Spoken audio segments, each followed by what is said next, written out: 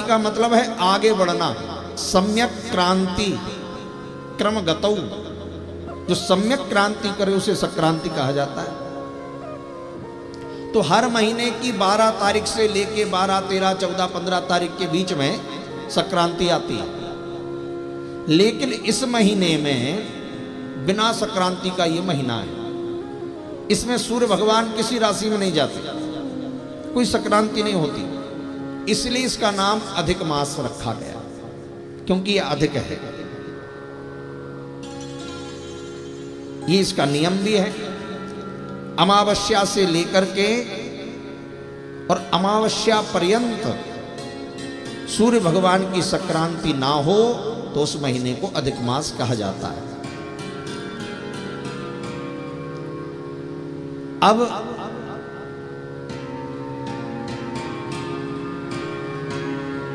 इस महीने को अधिक मास तो कहा ही जाता है, पर इसका नाम है पुरुषोत्तम मास। भगवान ने अपना नाम इस मास को दिया है। इसे लोग मलमास भी कहते हैं। एक बार ये मलमास रोता हुआ भगवान श्री कृष्ण के पास पहुंचा। पद्म पुराण में कथा आती है। भगवान ने कहा, भाई क्यों रोते हो? बोले, प्रभु 12 ही महीनों के देवता हैं, हर महीने का कोई ना कोई देवता होता है। जैसे चैत्र के महीने का नाम है मधुमास, वैशाख के महीने का नाम है माधव मास, कार्तिक के महीने का नाम है दामोदर मास। ऐसे हर महीने का एक देवता होता है अधिष्ठात्र, लेकिन इस मल मास का कोई देवता नहीं था। तो बोले, महाराज मेरे नाम में ही मल लगा हुआ है, ना मुझ में कोई शुभ कर्म होता है, ना कोई विवाह करे, ना गृह प्रवेश, ना उत्खनन, ना गृह प्रवेश, ना ग्रह का कोई कार्य, तो मुझे लोग मलमास मलमास कहते हैं, क्या मेरा कोई स्वामी नहीं होगा? भगवान ने कहा, कोई बात नहीं, जिसका कोई नहीं होता उसके हम ही होते हैं, जिसे कोई नहीं स्वीकार करता उसे हम स्वीकार करते हैं। जाओ, आज से हमारे नाम से ही तुम पूजे जाओगे। और उसी दिन से इस अधिक मास का नाम हो गया पुरुषोत्तम मास। इस मल मास का नाम क्या हो गया? पुरुषोत्तम, क्योंकि भगवान का नाम पुरुषोत्तम है। इस महीने की इतनी महिमा शास्त्रों में बताई है। 12 वर्ष तक कोई गंगा में स्नान करे और 12 वर्ष तक गंगा स्नान का जो फल प्राप्त होता है वो इस अधिक मास में एक दिन किसी नदी में स्नान करने मात्र से प्राप्त हो जाता है। इतनी महिमा इस मास की है।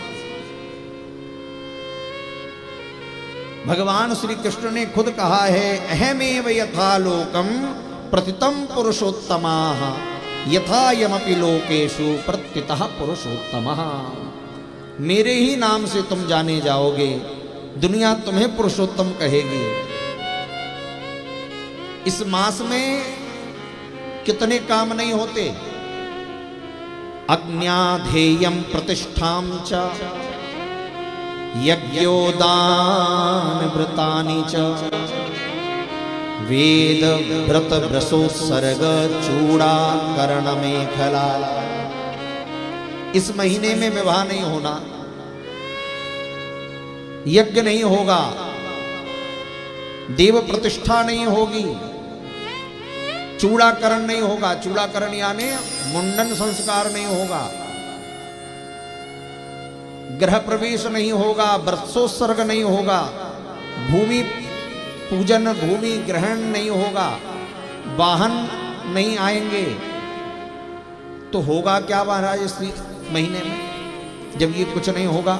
गमनम देवतीर्थानाम विवाहम विसेचनम यानम चाग्रह कर्माणि मलमासे विवर्जयेत। इस मलमास में सब विवर्जित है, तो करना क्या चाहिए? बोली, यद किंचित क्रियते पुण्यम।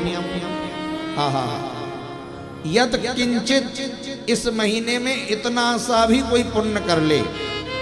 यद किंचित क्रियते पुण्यम दानम व्रतम जपादिकम।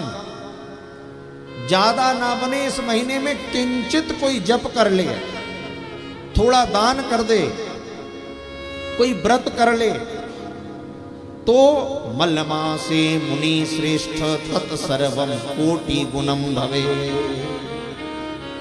करोड़ गुना अधिक फल उसे और मासों से इस मास में प्राप्त हो जाएगा।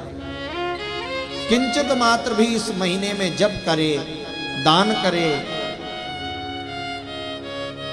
अस्तगे चा गुरु शुक्रे बाले वृद्ध मलिम लुचै उद्यापनम उपारंभ व्रतानाम क्रेव कार्यरत।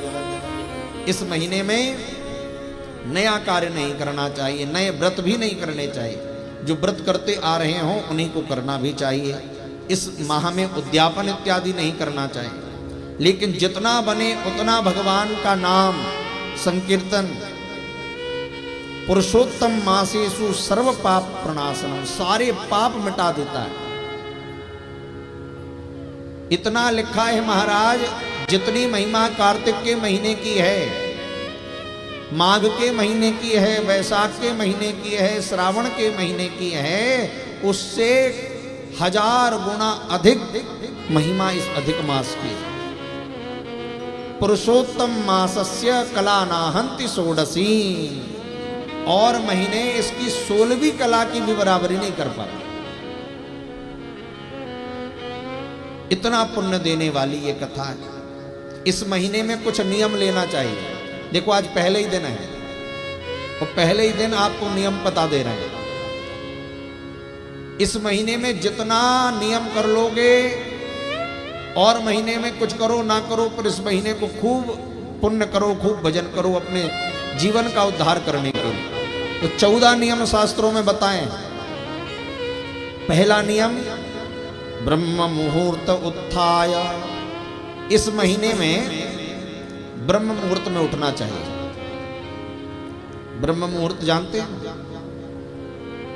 आजकल की पीढ़ी ने ब्रह्म मुहूर्त देखा ही नहीं, और जिसने ब्रह्म मुहूर्त नहीं देखा वो ब्रह्म को क्या देखेगा? खाट। ब्रह्म मुहूर्त यानी भगवान का मुहूर्त है।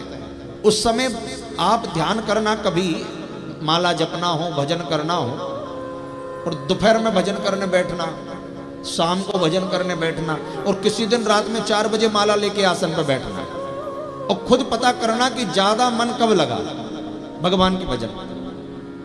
अरे उस समय लाइन बिल्कुल क्लियर रहती है, कोई ट्रैफिक नहीं। जैसे पहले एसटीडी चलती थी ना, जब मोबाइल नहीं थे, तो एसटीडी पे फोन लगाते थे लोग जाकर।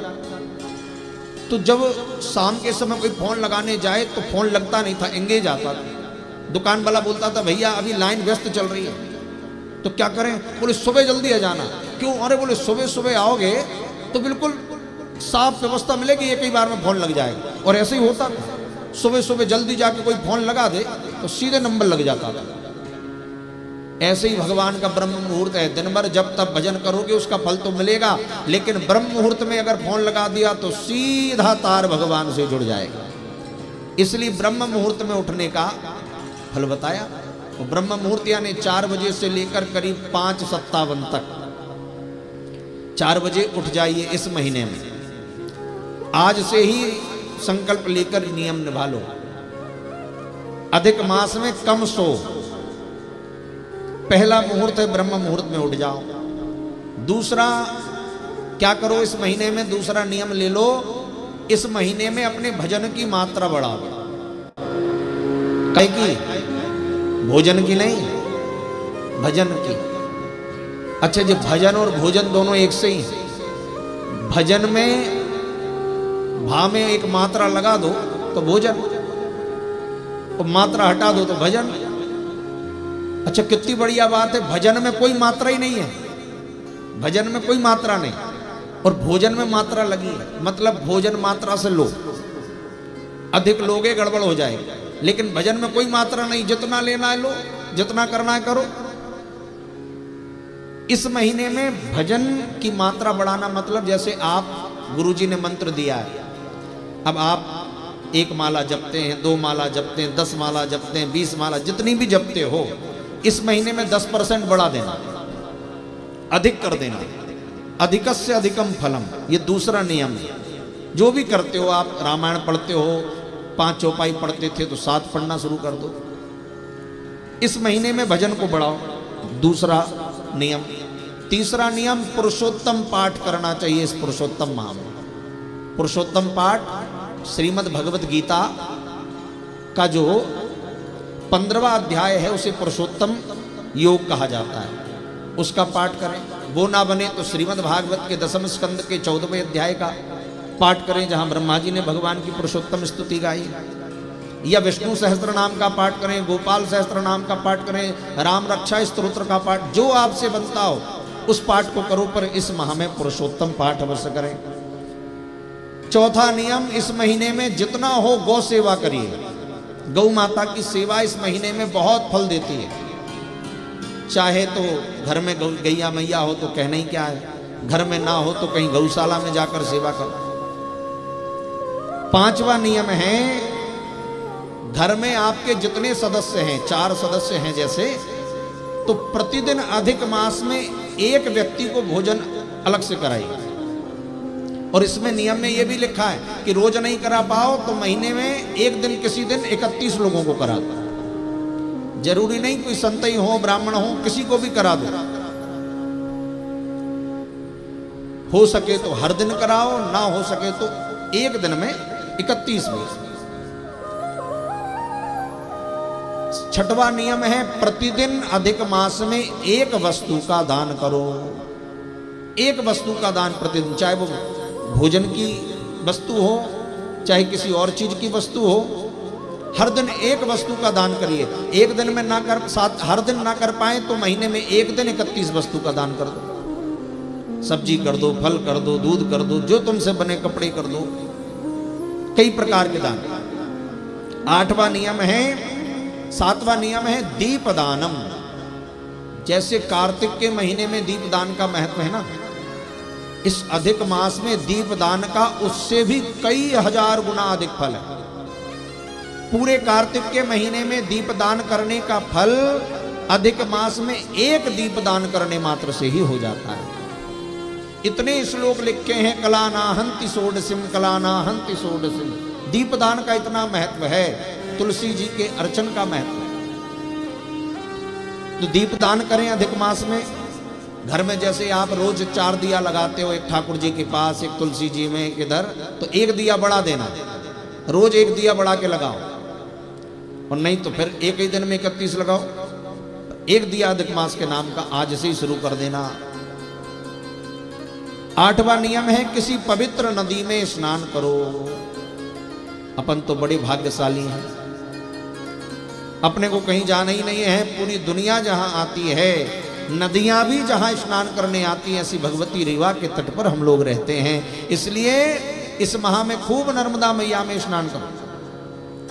रोज ना बने तो जितने दिन समय मिल जाए उतने दिन स्नान कर लो, इस मास का पुण्य है। 9वां नियम है कथा श्रवणम। इस महीने में कथा श्रवण करनी चाहिए। आप सबके तो बढ़िया भाग्य हैं, हमारे यजमान जी ने बढ़िया कथा की व्यवस्था कर दी है। 7 दिन तो खूब आपको कथा सुनने को मिलेगी। इसके बाद भी जहां कथा हो वहां पहुंचकर इस अधिक मास में कथा को सुनो। 10वां नियम है परिक्रमा।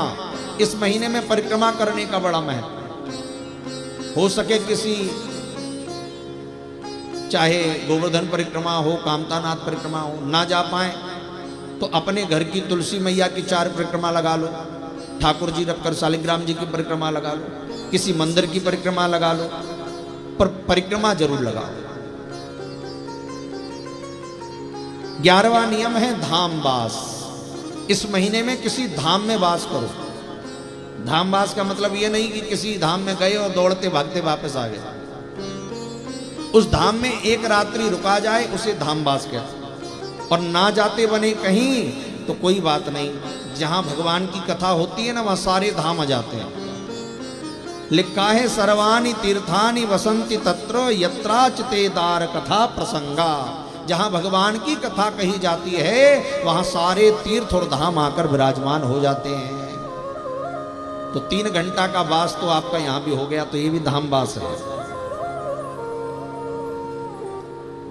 12वां नियम है तुलसी पूजन।